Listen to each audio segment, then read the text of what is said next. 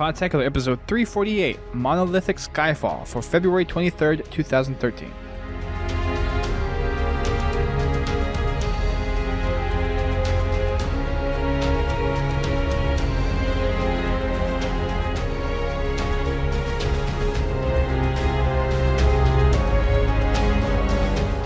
Hello everyone, welcome to Podtacular, the unofficial Halo Universe podcast. I'm your host, Duststorm. And I'm your other host, Brent Gamer. And today we are taking a deep look at the Majestic map pack, which is slated to come out in 2 days. And we are looking at some really cool, complex, close-quartered maps. And from what I've seen, Brent, I am really excited for this map pack. Oh yes, very excited. It's an exciting time to be a Halo fan. If you enjoy maps, I enjoy maps. My favorite part of Halo 2 was the maps for multiplayer. Yeah, we had a boatload of maps there. How many? Oh yeah. We had 4 different DLC packs, and one of them had 9 maps in it, I think. Yeah. There was a ridiculous amount of numbers. Map pack. I know it came out on a separate disc that you could purchase for $15. That was before the advent of DLC being a major component of consoles. Well, so you could still download them. Yeah. Offline. Oh yeah. But yeah, that option they had was available. Yeah, they had the Maptacular disc. That's what they called it. I forget what they called it. Yeah, the Maptacular something pack. Yeah, it was 3 map packs. I believe the first. I don't remember which each map was in what pack, but there was one map pack that I believe had 4 maps, one that had 5, one that had 9, and then there was the final 2 maps that got released. So there was a lot of maps for Halo 2. Yeah, a bunch of them. But now we have the Majestic map pack coming out for Halo 4, and it features 3 new maps, Landfall, Monolith, and Skyline. And from what we've seen from the videos that 343 has put out and other media outlets, these maps are more centered towards smaller gameplay, FFA, 4v4, CTF Oddball, Slayer, all those good things. And again, this game is so beautiful. They put so much visual aesthetics into these that these maps just look pristine. Yeah, I mean, I like the visual appearance of the maps, but I saw the concept art, and the concept art is so much more vibrant than the maps, it seems. I mean, I like how simplistic like the map design is, kind of. It's not real crowded on, especially like Monolith. It kind of harkens back to that kind of base geometry feel that Halo 2 had, and especially in Halo 1. But I don't know. I love the vibrant, contrasting colors in the concept art, and it just seems like it's kind of washed out on the maps themselves. I understand that nothing is going to look like its concept, but right. I mean, it's concept for a reason. Yeah. But even without the concept art, just looking at the maps specifically, from all the screenshots that we've had and the videos that we've seen, they still look really pretty. Yeah. One complaint that I've been hearing a lot of is people are getting tired of UNSC surfaces, kind of the gray, very sterile surface that you see on the UNSC buildings. Well, it's kind of Forerunner-ish too, so you kind of have 2 birds with that one stone that you're knocking out with the different kinds of environments. Well, with Monolith, you have this very organic surface kind of, underneath you, and on the asteroid, and then you have the very non-organic Forerunner structures. I mean, you get that contrast. Whereas on like Skyline, it's definitely all human structure. Less so on Landfall because you can look over and see the beach and see the ocean and all the fighting that's going on in the background, the big cityscapes. Yep. The one kind of map design that I've really missed so far is the Covenant stuff. And I know with Halo 4, they're more focused on the Forerunners aspect of things, but I miss kind of that purple, slightly greenish tint color to the maps. I miss having that kind of palette available to me. Yeah, that midship aesthetic. I miss that. I really it was cool, but they kind of overdid it a little bit in Halo 2, and I think that's why they tried pulling it back in the later games. I didn't really like it on Gemini that much. Coolest part of Gemini was that giant prophet statue that you could jump up on top.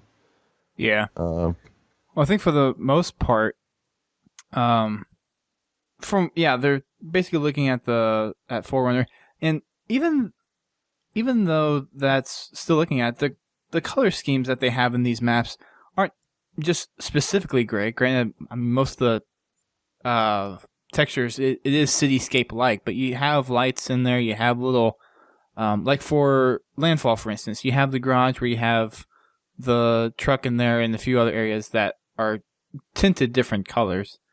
But as far as the whole UNSC and Foreigner look, they're doing a pretty good job of not having the issue that we've had with Forge World from Halo Reach. yeah. In my opinion. And because of the way they've kind of positioned these maps as, part of the War Games holodeck or whatever that thing is on the Infinity, they can, put these different environments in that wouldn't necessarily have to even be in Halo 4. Like, the point of Landfall is that it's set in a historical battle. You can assume that the Infinity would have known about that battle in the past and probably programmed that map themselves for use on the holodeck, just to in memory of that battle, perhaps. So they can definitely do a whole bunch of different environments and get away with it canonically. Even though there really wasn't any canon to Halo multiplayer before Halo 4. But generally in the multiplayer experiences in the games, they would try to at least keep the maps set in the same environments that you would see in campaign. Yeah, But, the thing is, they tried doing that with Reach, and it broke multiplayer, kind of. Yeah. Because it wasn't a new experience. It was the exact same lighting and everything. And I like what they did with Halo 4, going back to the fact that the multiplayer aspect of things is different than the campaign. Mm-hmm. You definitely get a good separation of the two. Mm-hmm. Now you see the same architecture and the same kind of building design, but the play spaces are significantly different. Yeah. And that's what makes these multiplayer maps, for me, some of my favorite maps in the Halo franchise. Yeah, I definitely like the surrounding environments of the maps, even if you don't like the actual interior of the maps or the way that they flow. Yeah, the skyboxes are pretty. Yes, really, very, really pretty. Monolith, Landfall, and Skyline, they each have their own special set pieces.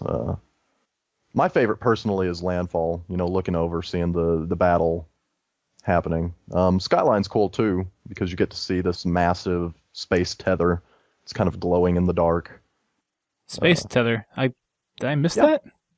Yeah, on Skyline, the entire setting is that they're building this new space tether right next to Skyline. I don't know if Skyline, the map itself, is on the tether, but you can look over and see the massive space elevator next to you. Okay, I have to go back and check that. Huh, I wonder how I missed that. I guess I was more focused on the actual gameplay and watching the videos. It was also part of the concept art, like the one image they had for Skyline when they first announced the Majestic map pack. Okay. I'm looking at the bulletin now. I don't in the concept art. I don't see a tether. In the IGN video, they show it off prominently. IGN did a series of 3 videos, one for each of the different maps. Okay. So that's cool. Maybe okay. So I guess Skyline would imply maybe you're playing on the thing that's the line to the sky. It's the tether. So maybe the actual map is on the tether. That makes sense. Okay. So let's dive into some of these maps, shall we? The first map that we got released to us in the full video format is Landfall. This is the one that's the cityscape. It's supposed to be taking a place during an historic battle. I forget what the name of it is at the moment. But the play spaces for this one, I think it's the most complex out of all 3 maps. Just looking at some of the videos that have been put up and some of the rest of the community has been putting up as well, there's a lot of places you can go on this map. Yeah, a lot of little nooks and crannies you can kind of swing in and out of, a lot of boxes you can jump on top of. It kind of reminds me of Turf in a way on Halo 2. Just boxes on this kind of flat surface that you can weave in and out of. Huh. Kind of. I see it. I can't really place a finger on what it really looks similar to. Wait, did you say Turf? Turf, yeah. Okay, I'm sorry. I was thinking, for some reason I was thinking elongation. I don't know why I thought you said that. But yeah, no. Turf. Yeah, that was my bad. Turf. Yeah, definitely Turf. You have the inside parts where you have the downscape, and then you have the outside parts. So it is very much Turf-like. I will agree with you there. And Longshore. I mean, just a kind of seaside vibe. Yeah. I'm trying to figure out why in the videos they kept on saying it felt and played similar to the Pit, because the Pit was a symmetrical map, and this is not symmetrical by any means. Yeah, I can see. I didn't understand that reference, but they intentionally said that this isn't a Pit remake. It might have been influenced by certain designs of the Pit and the way that map flows, but it's not a remake of the Pit. And none of these maps are a remake of any other map. Right. Which so far I think it hasn't been a detriment to Halo 4. No. One of them is a remake. Well, kind of two of them really. Ragnarok's a remake of Valhalla, and Meltdown is kind of a remake of Icefields. Yep. So those are the two remakes that we have in the game pretty much thus far, and the map packs not being remixed I think is a good thing so far, and it's worked out for Halo 4 really well. Yep, and when they finally release Halo 2 Anniversary, they can give me all of those, Relic and Turf remakes, and other things that I want. Exactly. As far as the indoor versus outdoor gameplay, it looks like depending on the game type, it's going to be very segmented out to where it's going to show how people like to play Halo 4, whether they like the longer range battles or really like to be close in, exploiting the bolt shot or the shotgun using camo or hologram or whatever.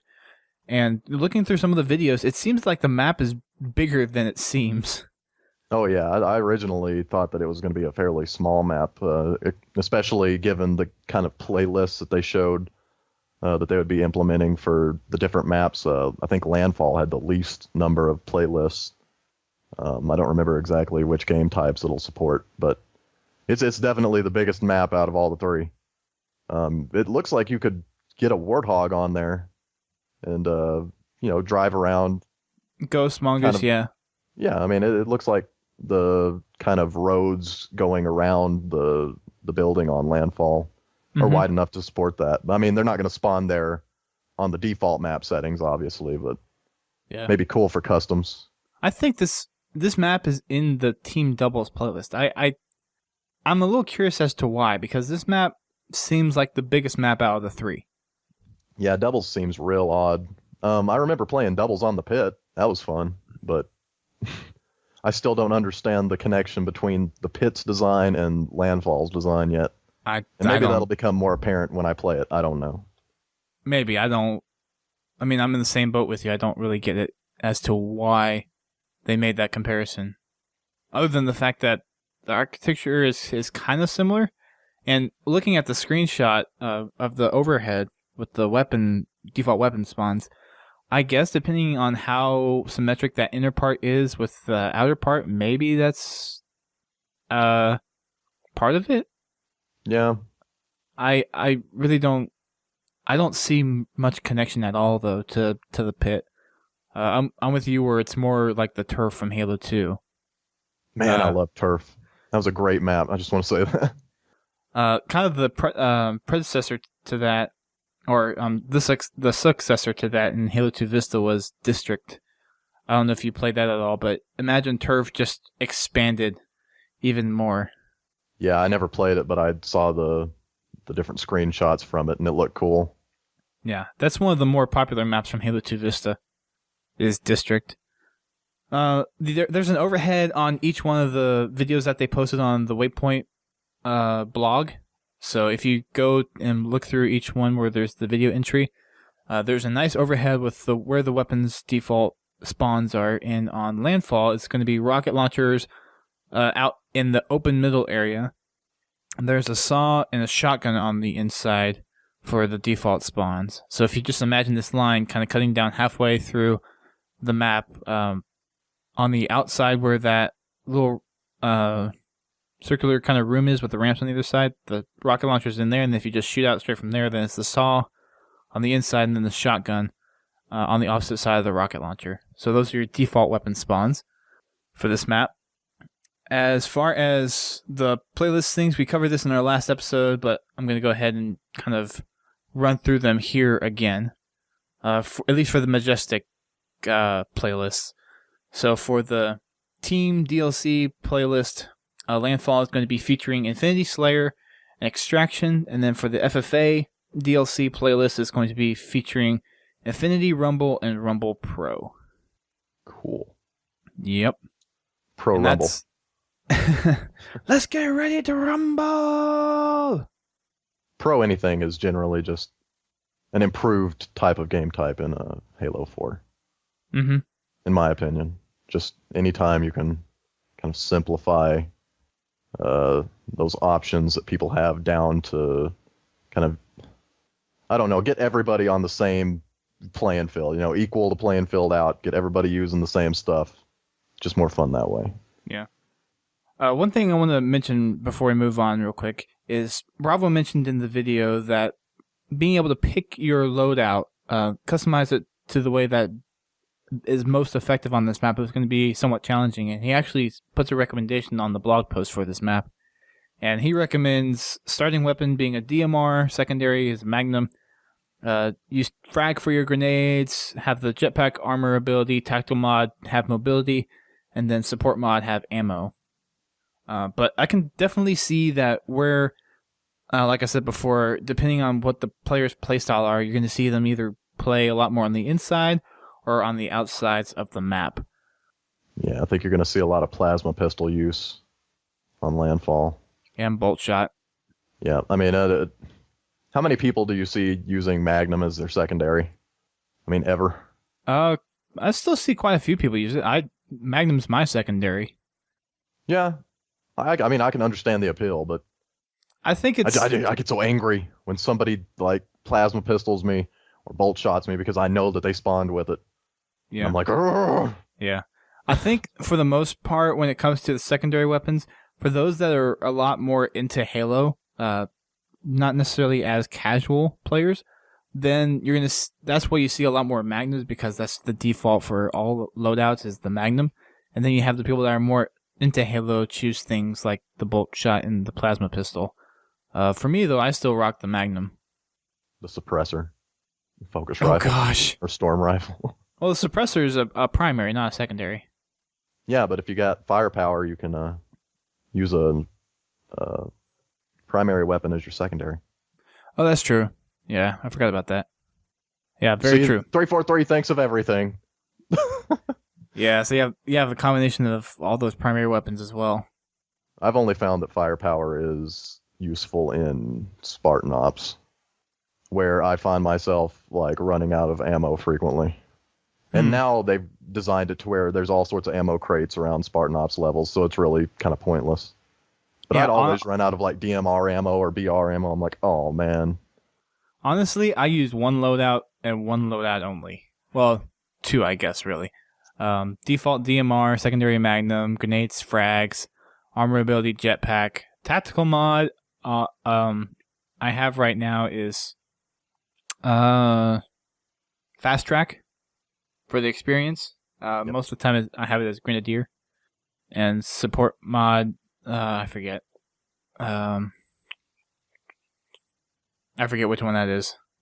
But I play with pretty much one loadout and one loadout only throughout my whole Spartan 4 career.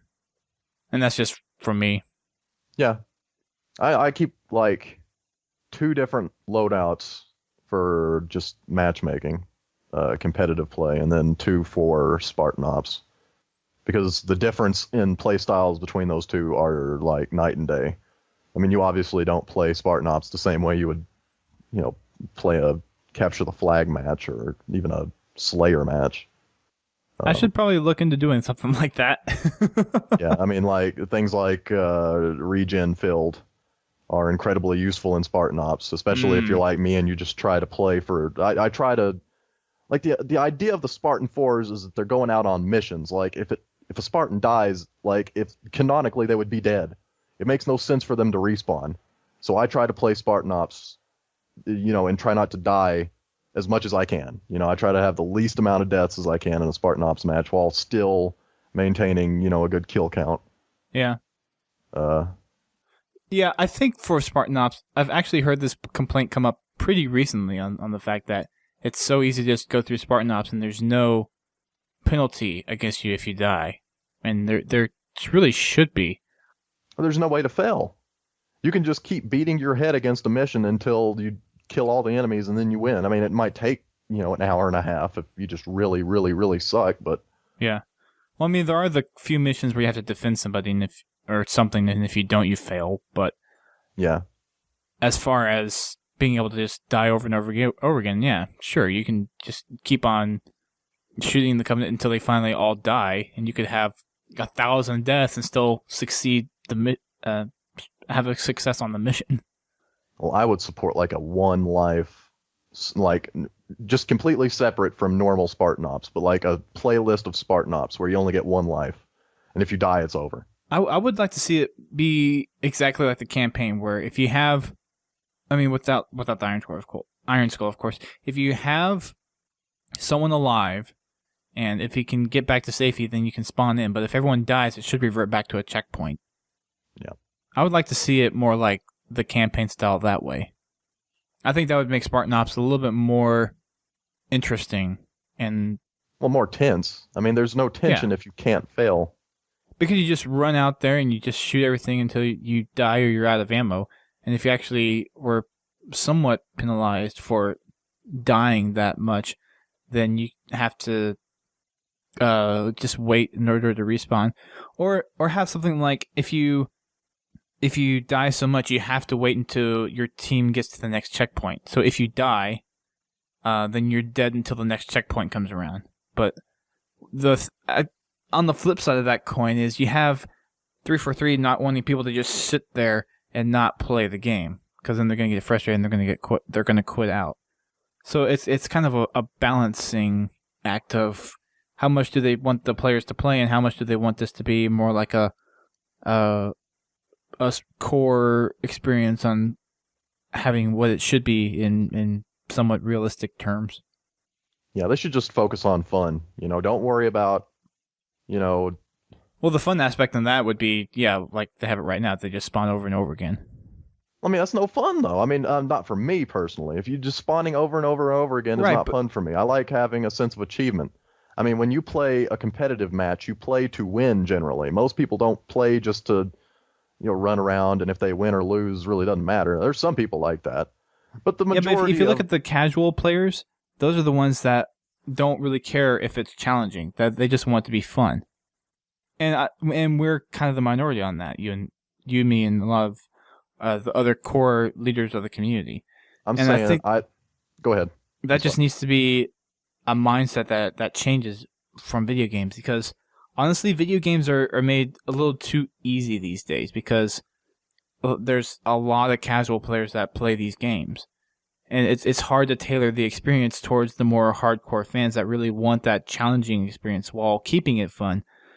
And then when you throw the casuals in there, you have to make it fun but not as challenging. And that's the trade-off that you have with something like Halo. Here's my theory. First of all, like the most casual of casuals are going to drop out in the first 3 weeks of a game. They're going to play it. They're going to get bored of it if they're casual, and assuming that they can't understand actual competitive gameplay theory, because there's a certain method of playing Halo that you have to learn to become competitive, to be good at multiplayer in Halo. And everybody learns that in their own Halo career at some point in time. For me, that was Halo 2. When I first started playing Halo 2, that was the game I started out with.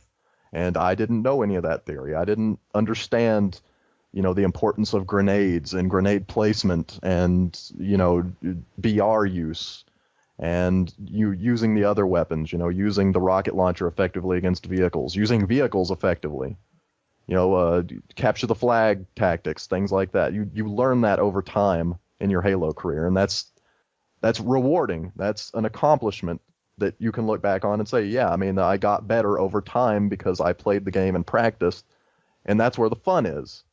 I mean, that kind of casual, just whatever, I'm just going to run out, and if I get killed, so be it. I might take somebody out with me. That gets old, and people that just want to play like that, probably if they bought Halo 4, dropped out of the game within the first month or two. And then once you get further out from the game, the only people left in the multiplayer population are players like you and me. The players that actually care about a challenge, that care about balanced gameplay design and multiplayer modes, that care about Spartan Ops being, having a fail state. Something that you can, if you don't do this, you are going to fail. You will not finish this mission if you die too many times, or if you don't complete this objective in a certain amount of time. I mean, a lot of people don't like time limits, but I think that they could institute certain time limits in Spartan Ops. It would be fun and would make the situations really tense. I want to see time limits back in Halo 4. I want to see that timer that we had in the Warthog run from Halo 1 back in the game. Yeah. So I'm just saying we're far enough out from the release of the game that most of the casuals have dropped out. I mean, look at the population numbers for Halo 4 playlists compared with the release. I mean, right now they are half of what they were at release, if right. that. Right. And what that tells me is it's just the casuals dropped out, and the people that are left playing are the hardcore, like you and me. I mean, I don't like using that term because I think it's a dumb term, especially nowadays. I mean, it had some sort of significance, maybe back in 2003, but it doesn't now. Because there's so many different types of players. But, yeah. I mean, and the thing is, the problem is if you cater to the casual crowd too much, you're going to lose them eventually, because they're gonna leave even if they enjoyed the game, because they're casual. They're gonna move on to the next big game. They're gonna move on to whatever. That's the nature of the casual player. Migration, constant.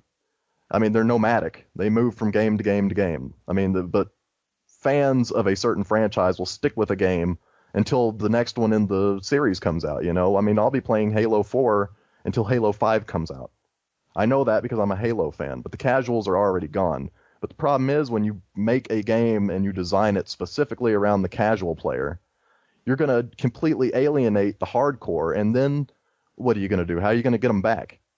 How are you going to get that population of Halo 4 players that they were hardcore for Halos 2, 3, and Reach, and they played it a whole lot, and they just didn't like Halo 4's design theory? I mean, how do you get those players back? Yeah, you bring up a good point. I mean, you certainly don't do it by making more game types that are casual based. I mean, right. You're not going to get any more casuals than you had at release. They're not going to be buying Halo 4. Right now, the 343 needs to focus on catering a little bit to the hardcore Halo fan, listening to what the hardcore Halo fan wants, and if they can accomplish that, they can finally keep their population numbers stable. Interesting. Yeah, you bring up some really good points there that I haven't really thought about before. All right. Let's move on then, shall we? Over to Monolith. I said Monolithic. Monolith is a symmetrical map by all standards. Very much kind of going back to harnessing that old style Warlock and Derelict feel. The whole you have kind of a ring on the outside and you have play that's focused on the inside. This one they've really talked a lot about Infinity Rumble, where it's FFA and you have all these heavy weapons and ordnance drops are going to be in the map, and just having this be one of the crazier maps in the game. And you can definitely tell by the default or the initial ordnance drops that this one is going to be seeing a lot of action in regards to Slayer. They do say about playing things like Capture the Flag and other game types, but I think this one's going to be a big Slayer possibly Regicide map that we're going to see in this DLC playlist. If you enjoyed CTF on Midship, I think you'll enjoy it on Monolith. I guess it kind of has a similar layout. Kind of like it's a little bit bigger though. At least looking through the videos, this one's probably about 1.5, 2 times bigger than Heretic. Also, the beam rifle kind of changes that dynamic across the map. And the rocket launcher. More open spaces, longer lines of sight than Midship. This one also looks... They haven't really touched on anything multi-team yet in Halo 4, but this seems like one of those maps that would be an excellent multi-team game map for things like Oddball, for Extraction, King of the Hill, and those team-oriented game types that can support the multiple teams. And for Halo 4, they brought back the support for having CTF be 4 teams. So I would like to see a 4-team CTF played on this map. Yeah, that'd be cool.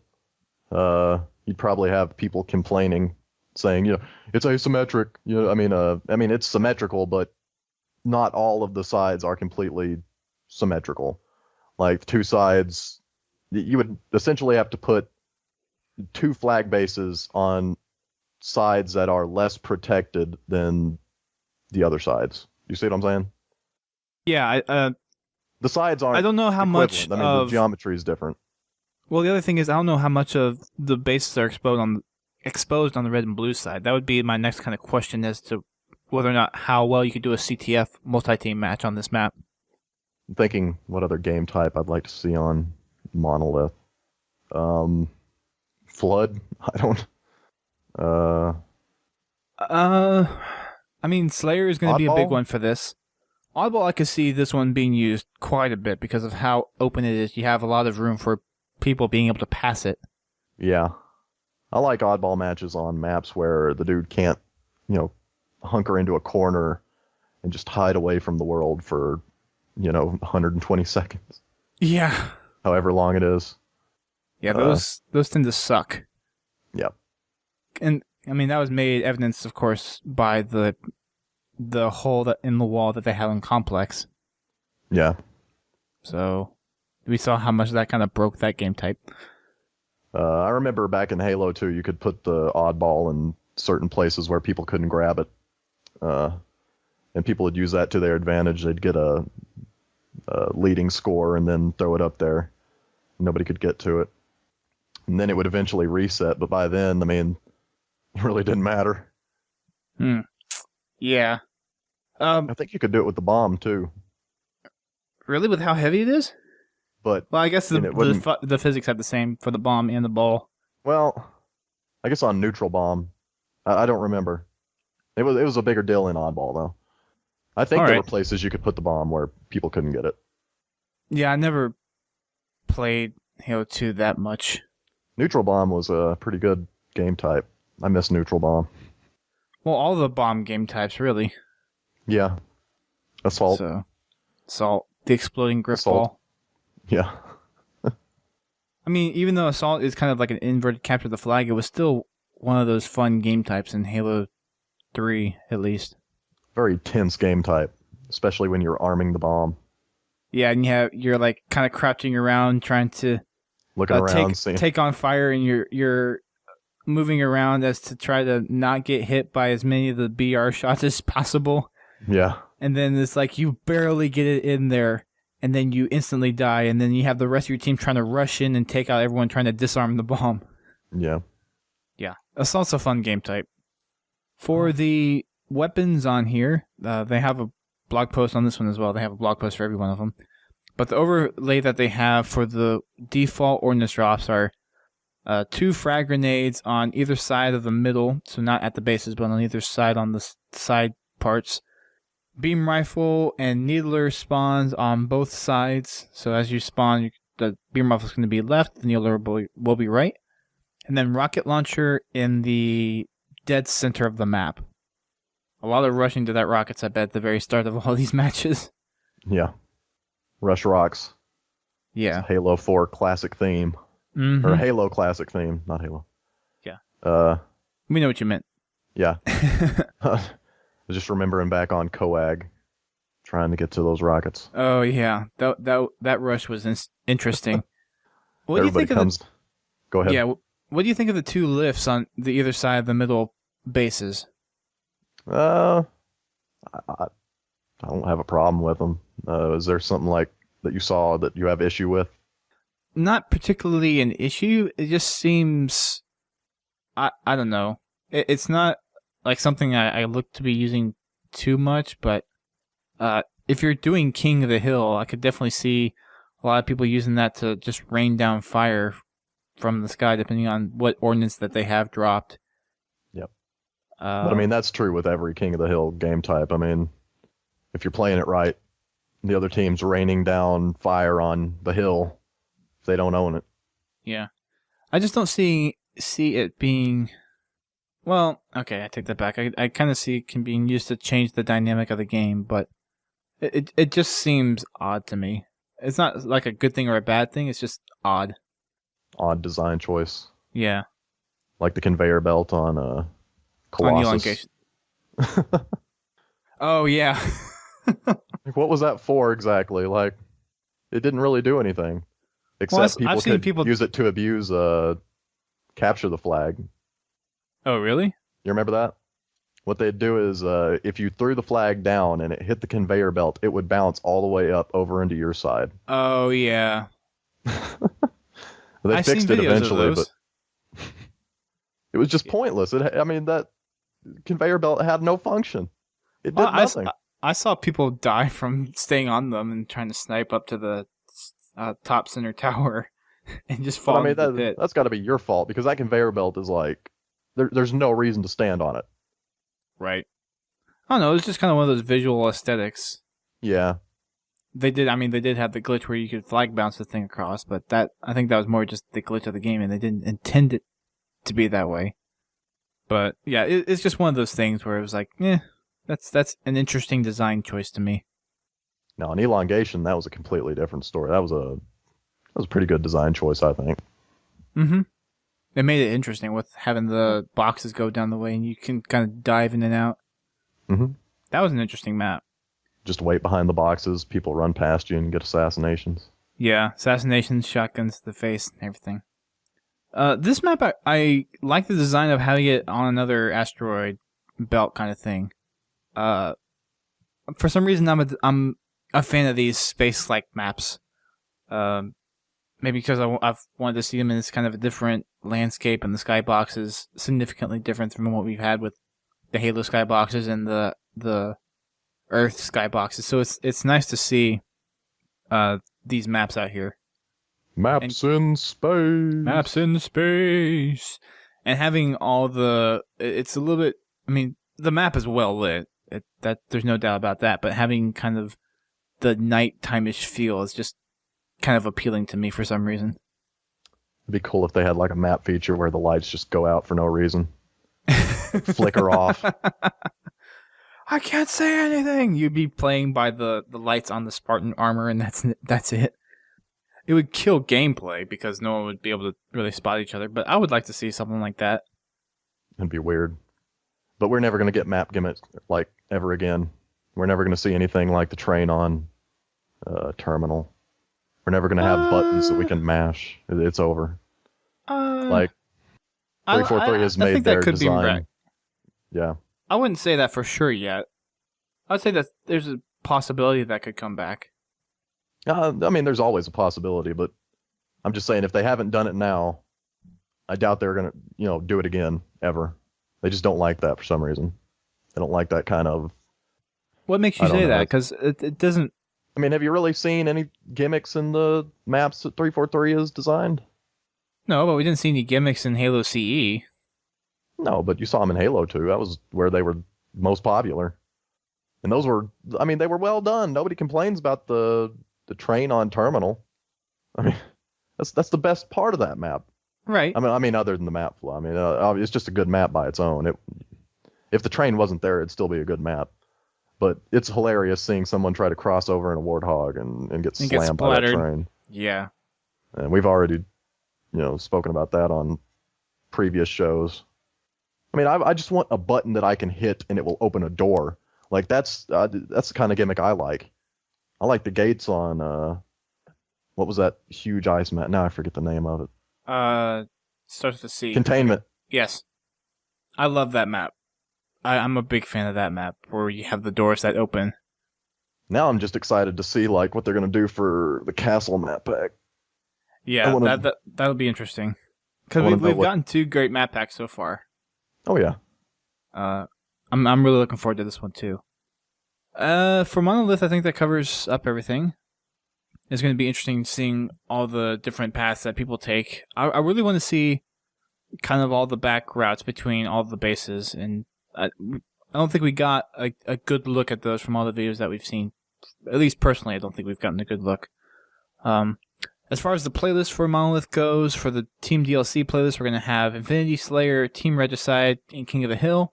And for the FFA Majestic playlist, we're going to have Monolith be on Infinity Rumble, Rumble Pro, and Regicide. Yes. All right, Skyline. This one is, it's still my favorite out of the 3 maps. Landfall, with what we've seen from the videos that's come out recently, is really taking the second place now, and Monolith's kind of down there on the third in terms of maps I'm really looking forward to play. Skyline kind of gives me that feel, although it's not exactly, but gives me that feel of what was the Halo Reach map that started with the C? It was the space one. Crap. You can tell those Reach maps were really influential. I know, right? On our memory. Countdown? Yeah. I think that was... Countdown was the one in the... Yeah. Shoot. I'm looking it up now. Because I should know this. I should really know this. It was... Oh, come on. I'm kicking myself in the foot here. Dead Air the Show. You are listening to Podtacular. Condemned. Yes. That was the one I was looking for. Condemned. It kind of has that feel of being able to jump on top of things and take alternate routes and not having to take ramps everywhere, because we had boxes in certain areas, and especially Blue Base where you could kind of jump up to that top platform in different ways. So a lot of places on here that just seems playstyle like similar to it, not exactly, but this one has a lot of levels in it.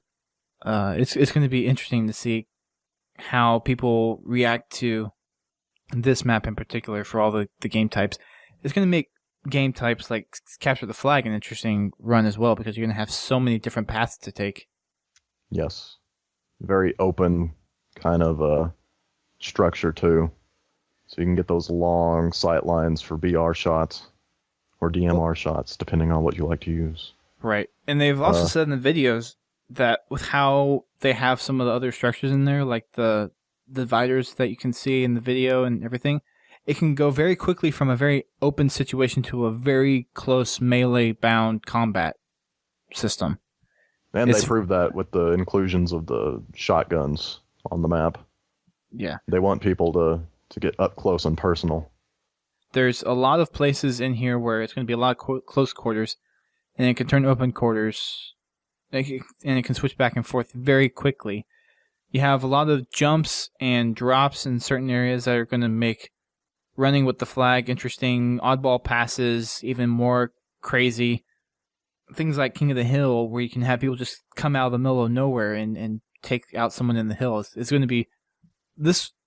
While Landfall is kind of the more complex in terms of how everything's laid out and your encounters, I think Skyline is going to have the most interesting gameplay out of the 3.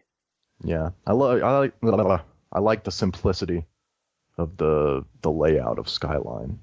You know, it's not symmetrical. Not like Monolith, no. And not as crazy as Landfall. Yeah, it's just real... I don't know. There's certain maps that have a very simplistic geometric look to them, very sharp edges. I mean, this doesn't have sharp edges, but it has sharp angles on it's clean. A lot of the... Yeah, I mean, it's... I think you're looking for clean, yeah. Yeah, it kind of reminds me of boardwalk as far as just the aesthetic, not the map design in any way, but the layout of different pylons and that UNSC civilian type architecture. I agree with that. I can see myself using the Needler more than usual on Skyline. Well, they have Needler's drops on here for defaults. Yes, that's why I can see myself using it. Go ahead. Come to think of it, the video that they had highlighting this map did have a quite significant amount of Needler gameplay in it. The pink mist. Fear the pink mist. It's so satisfying to get a kill off of that, and even more satisfying to get a double kill. Oh yeah, I love running around with a Needler on Spartan Ops too. Like, people never do it, but it makes killing elites so easy. Yeah, it does. So the default weapons on here is you have a sticky detonator in the smack dab middle of the map, you have shotguns on either side, and you have needlers on the outer walkways of the map. Could you tell where the team spawned on this one? Because I couldn't really pinpoint where they were based on the videos that we watched. No, I would think, just based on looking at this picture of the weapon layout, that you would spawn maybe at the bottom on each side underneath the kind of balcony. Well, you know what I'm so saying? I think Bravo did say that for this one, people are going to want to dive into the lower levels in the middle of the action to begin with, but he recommended to stay up. So yeah, so it's definitely on top somewhere. But it's just a matter of where on top to actually start. I'm guessing by looking at this picture, you see that back hallway on the left for yes. It kind of goes back there. I'm guessing one team is probably going to spawn back there somewhere, and then this other team is going to spawn over here in the right room, maybe. That makes sense, because that would still be on the top level technically. Yeah, and maybe on the other side, where that, like behind where that Needler icon is, maybe there's another room that's similar to this one on the right. I'm guessing. Yeah. So that's going to be... This map, I think, is going to have a lot of fun memories for me. I want to see the cool stuff that people figure out to use the sticky detonator for. Like different tactics. Like what to stick it on and where to wait for people. Where to stick it, where to wait. I think you have something there, yeah. Find out where the most activity is for this map, where a lot of people run. Just stick it in a corner somewhere, and then whenever they come by, blow it up. I love the sticky detonator for some reason, even though I'm awful with it. Not very good with it, but... I like the sticky detonator. I like the idea of the sticky detonator. Yeah. I really love the railgun. I love the railgun. Oh, yeah. Yeah. Do you use the tactic where you, like, zoom in on people? Uh-huh. Get a good... Yeah. Line it up. Classic one, yep. And then just shoot it across the map. Yep. I use that quite a lot. Pro tip. Exactly. I mean, if you're listening to this show, you probably already figured it out. But it's the only way to use that weapon. Yeah. If you're going to use it. One of the things that they keep on mentioning in the videos is the way you can get from one level to another level by use of just the geometry that's there, not necessarily the ramps that are provided to you. So that's going to make the gameplay on here even that much more interesting. So where does the Wraith spawn on this map? Probably in the cityscape way, way, way down below where you can't play. Yeah, you just lob plasma shots up there. What's going to make throwing grenades even more interesting, and that was another thing that they brought up in the video, was with how people run through this map and how close quarters and how quickly people can dive behind cover.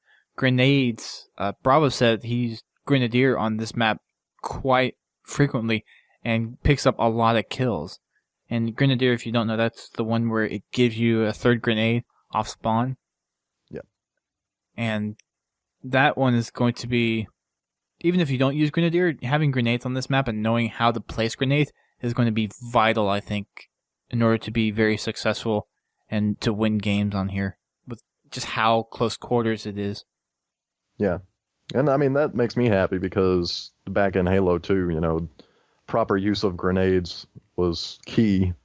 I mean, that's been the same way across all Halo games, but it just seemed like in 2 it was especially important to learn grenade bouncing and understanding the physics of the frag grenade and things like that. So yeah, if you enjoyed throwing grenades in the past, Skyline might be the map for you.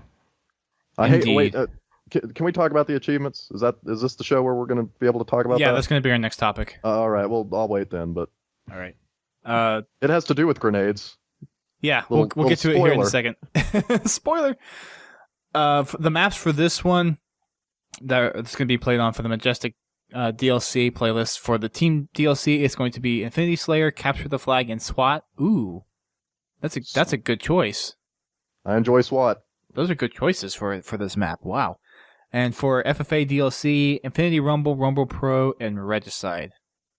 I don't enjoy Regicide that much, but man, do I love SWAT. I like Regicide. Regicide's a lot of fun. Yeah, my problem is that I never go after the king, and that's kind of key for winning that. Like, if you don't go after the king, you're never going to get enough points to actually be the king. Well, it's a matter of knowing when to go for the king and when not to.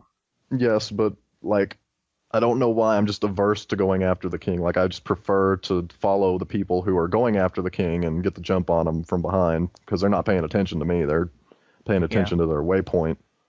Yeah. But that's why I'm not good at Regicide. Like, I can understand why people love it, but... Yeah. I think from just looking at the playlist map and the maps that are included here for the Majestic DLC playlist, I think Skyline has the best offerings for what it's designed for. Landfall, I don't know. I think that one's going to be more objective based. Yeah. Kind of that asymmetric objective based stuff. Oddball being one of them. King of the Hill. Monolith is definitely going to cater towards that symmetrical gameplay. Capture the Flag. That's going to be a big one for Monolith, and Skyline is primarily the Slayer. And I like the Capture the Flag option in there. And when we get the maps and actually see how symmetrical or asymmetrical that map is, it's probably going to make for some interesting gameplay for CTF as well. It says it's symmetrical. I mean, if you just look at the picture of Skyline, it doesn't look very symmetrical. No, it doesn't. But then go ahead. No, go ahead.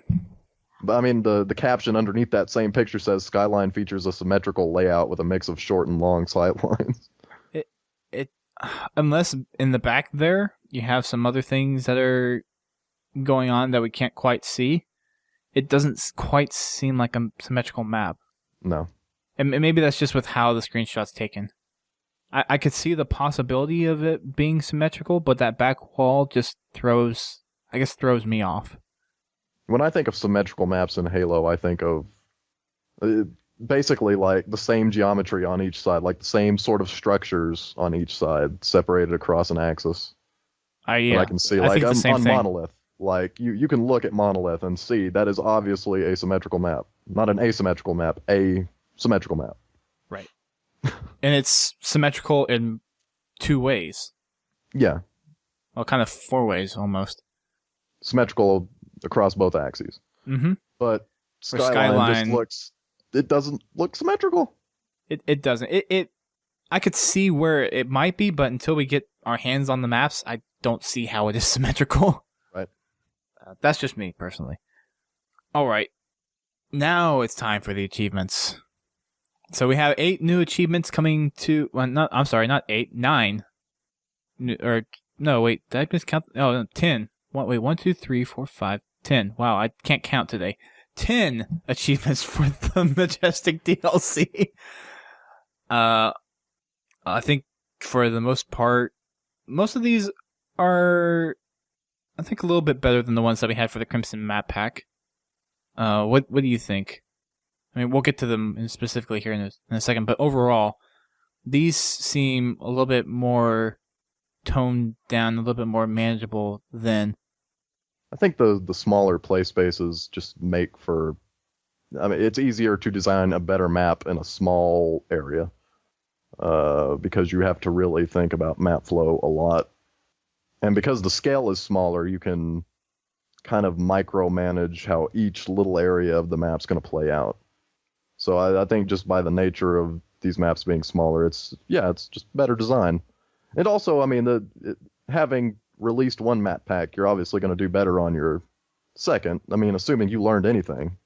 That was the way it was with Spartan Ops. You know, the first half of the season was okay, but there was a lot of room for improvement. And then the second half of season 1 came along, and it was a massive improvement over the first. So Yeah. 343 is learning. They're a new studio, learning new things all the time. Well, we saw them learn with Spartan Ops, where they took some of the comments that we've had from the community and implemented those, and now we have kind of the comments that we have here in multiplayer really being taken into effect. And I think this makes Halo 5 look a lot more promising than it probably did at the beginning of Halo 4. Yep. I don't think you're going to see the bolt shot in Halo 5. No, I certainly hope not. I certainly hope not. Maybe it's like a power weapon that drops. Mm-hmm. So all these achievements, all 10 of them add up to 250 new gamer score for you, and let's go through these here real quick. First one is calling in the big guns in Majestic DLC matchmaking. So I'll just go ahead and preface this. All of these are in Majestic DLC matchmaking, so I don't have to say that over and over again. Call in 3 ordnance drops during the same game. 40 gamer score. That one's really that one's not hard to do. Yeah, you'll get that one pretty quick. Yeah, that one, especially with Infinity Rumble, that one's going to be super easy to get. Oh yeah.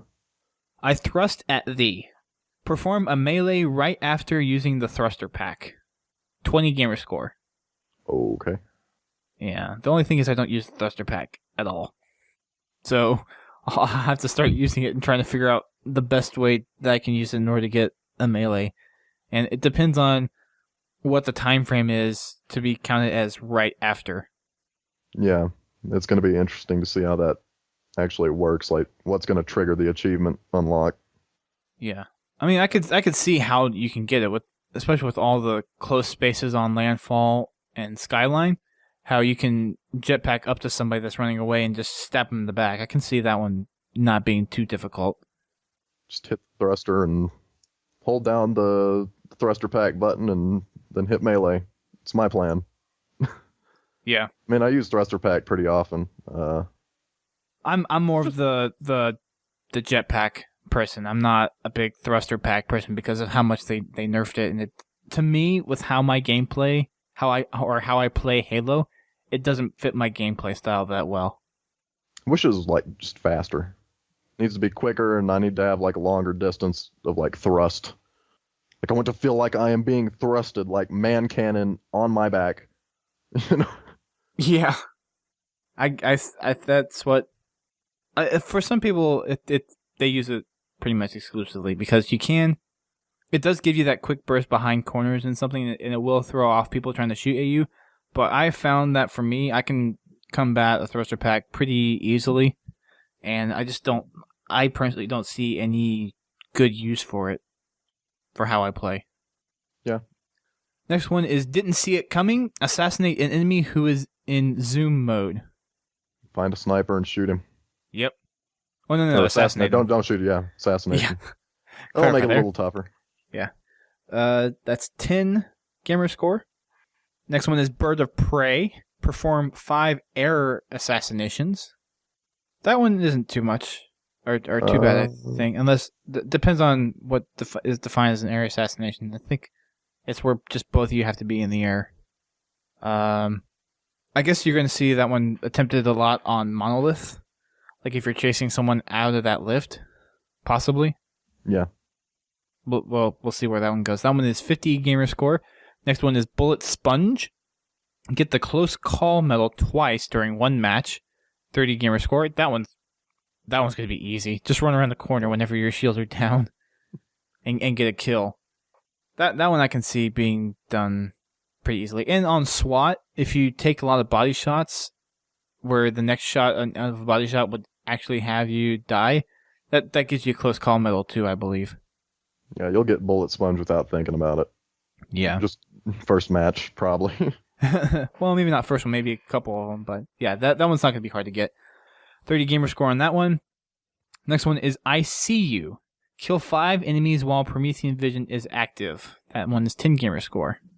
So just pop on PV once, and as you're about to kill someone, just pop it on and shoot them, I guess. That's one way to do it. Clever Girl is the next one. Kill 5 enemies while active camo is active. That one's also 10 gamer score.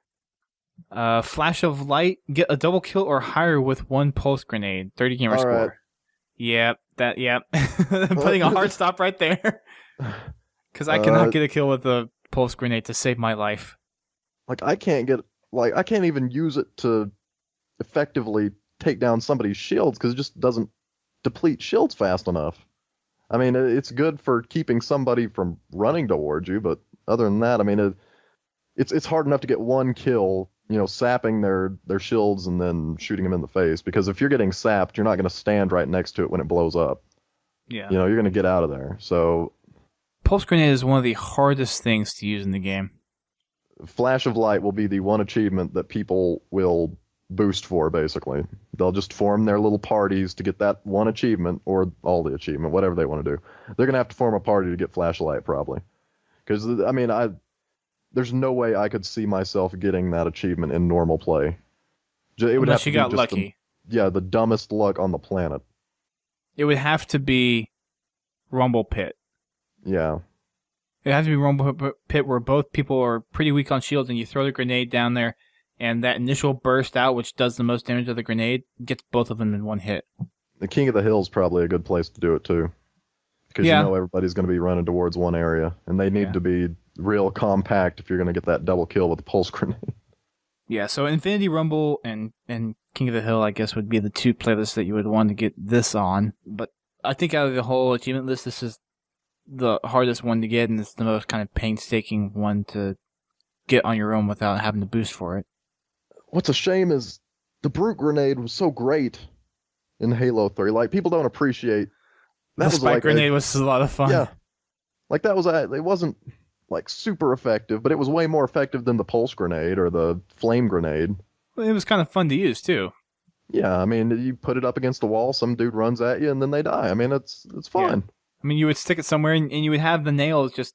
Like, they would come under, they wouldn't catch the initial explosion, but because of the spikes bouncing back and forth, they would eventually die. Oh, yeah. I mean, the effect is cool, too. Just seeing those nails just blow out everywhere. It's cool. It was a fun grenade to use.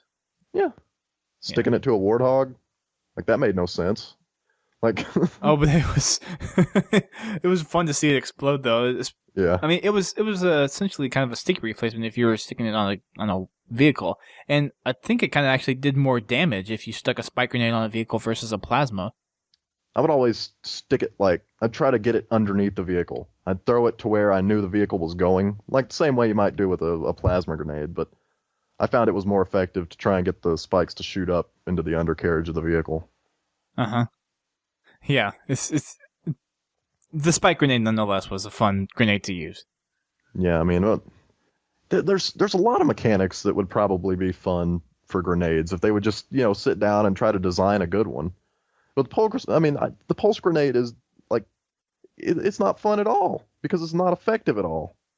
I mean, it has very niche use that I'm not going to spawn with them. I'm not going to choose to spawn with the pulse grenades when frag grenade and plasma grenade are so much more effective in every single situation. Yes, I agree with that. There was one grenade that they had in the Halo Custom Edition map. It was essentially a needler grenade. That was cool. Mm-hmm. Granted, I think something like that could be overpowered, but I would like to see something like that used. I mean, even the flame grenade would be more interesting to me than the pulse grenade. Because at least then you'd get these cool flames, napalm running around. Yeah, people running through those and just burning to death, and you stick them on people, and it spreads like wildfire. I kind of miss the flamethrower. A little bit. A little bit, yeah. Not too much. Yeah, I mean, it wasn't. I think with this how quick the gameplay is in Halo 4, I don't think it would really serve as a good purpose weapon. But I wouldn't have minded to see it in custom games. Needs to have a longer reach. If they could improve the effective range on the flamethrower, where I could basically spray it up into the air and have it fall down on people, that'd be great. From a good range. I mean, I'm not saying have it sniper range, but that'd be crazy. Kind of like the beam rifle as it is, or the binary rifle as it is already. I mean, just maybe 50 feet out in front of you. Yeah. And you can arc it up. Have it like rain down on people. I mean, I don't know. Raining fire. Oh gosh. Let's see. The next achievement is Last Man Grinning. This one is get 4 kills using the saw without dying. That one is 20 Gamerscore. That one isn't too bad. It's just a matter of if you can conserve all the ammo to actually use it all without, or to kill 4 people without wasting all the ammo in the saw. Yeah. Although you can do it on Slayer. I've done it on other game types before where I've gotten quite a few kills with the saw. Oh, yeah. It's a really powerful weapon. If you look at it, you need to be somewhat close to medium range with it. It's not an effective long range weapon, but it's a good weapon to know how to use. It's the most effective automatic weapon in the game. Yes. The last achievement for the Majestic DLC is Pigs Can Fly, and it's kill 3 enemies while they are using jetpacks with 30 Gamerscore. That one's going to be easy to use. I mean, I want to say a good 30-40% of the Halo 4 population uses jetpacks, so that one's, you just need to look up every now and then and shoot people. Yeah, just look for people trying to get the Bird of Prey achievement. Shoot them down. Oh yeah, while they're trying to get an assassination on a teammate. Nope, I'm going to get my achievement instead. Nope. Yeah. All right. So those are the achievements for the Majestic Map Pack. 10 of them for 250 Gamerscore. Most of them are easy to get, except that Flash of Light. That one's going to be a pain, or it's going to be a boosting one, for the most part. Last thing that we need to cover for the Majestic Map Pack coverage is the live stream that's going to be happening tomorrow, as of this recording. So 343 is going to be streaming gameplay from all 3 maps before it drops on Monday. And I'm a little jealous because some of our other community leaders, like Nevin Douglas and Dan Hamill, that's Cruel Legacy and Green Skull, already have the maps, so I'm a little jealous. But anyways, tomorrow, 343 Industries is going to be streaming on Twitch TV. They have a post up of it on their blog, so if you have a Twitch account, you can go over there and follow that account, and then when they start streaming tomorrow, you can get a notification on your email. They're going to start streaming at 2 p.m. Pacific Standard Time. That's 5 p.m. Eastern Time. That's 10 p.m. UTC. So they were going to have a play session for FFA and 4v4 on all the maps. So the first one is going to be the first thing they're going to cover in the stream is going over the achievements. Then they're going to play all the first looks videos before doing each map. Then do FFA on each map, and then do 4v4 on each map. So that's going to be the live stream schedule for tomorrow. This is one way to also kind of get a feel for how the maps are going to be played. So when you get the maps on Monday, you have an idea of how you want to run the maps, where everything spawns, kind of where ordnance drops are going to occur, best pathways to use for things like capture the flag, and if you're running the oddball, where to kind of go and hide for those. So this is a good chance to get a first look at all the maps and figure out how you're going to be playing on these maps without actually having your hands on these maps first. Yes, get a leg up on the competition. Yep. How many people do you think will show up to the live stream, Dusty? I want to say maybe 400 to 500. 1 million people. I don't think it'll be 1 million. Yeah.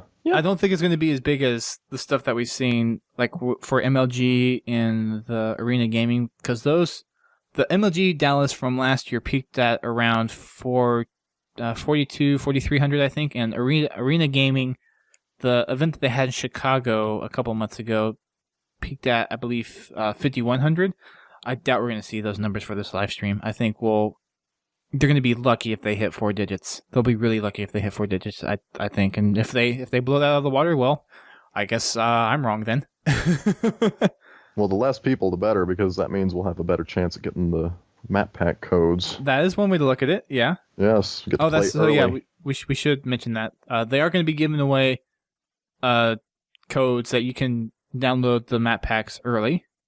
They have 10 of those codes to give away. So make sure you watch so you can get your chance at downloading those maps. And I believe that makes it or finishes up our coverage of the Majestic Map Pack. Do you have anything else to add to it? Because I think we covered the maps pretty well. We covered weapon spawns, playlist specific stuff, game types related things. Castle better have some amazing BTB maps, or I'm going to be extremely disappointed. So I don't know how many big TB maps to have in Castle, because the map pack for Crimson was essentially the big team maps there, and then this one is the smaller team maps here in the FFA stuff. I would hope for the Castle map pack that it's more of a balance between the two.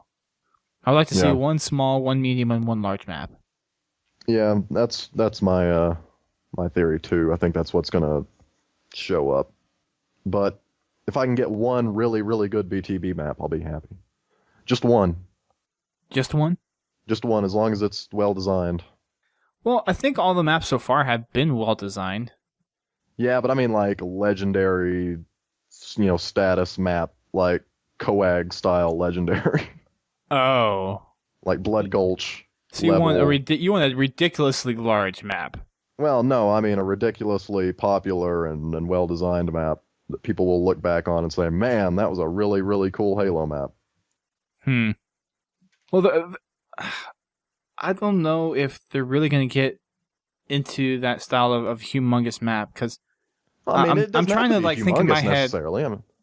I'm trying to think in my head of comparing how quickly you can get from one side to the other map, from Halo 4 and back to Halo 1, because if you walked from one base to the other in Blood Gulch, it took you quite a while. It took you a minute 20?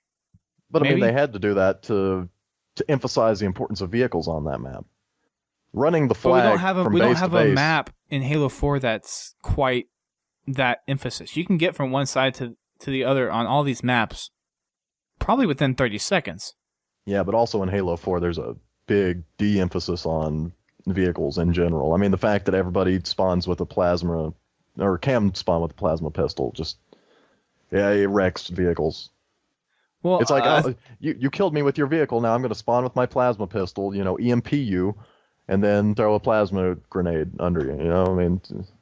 Yeah, and... shoot you in the face, I think the other thing that kind of hinders that is the fact that with the Halo 4 gameplay style that they've adopted, they want people to be in the action so quickly that having those big maps is no longer something that really appeals to their gameplay style.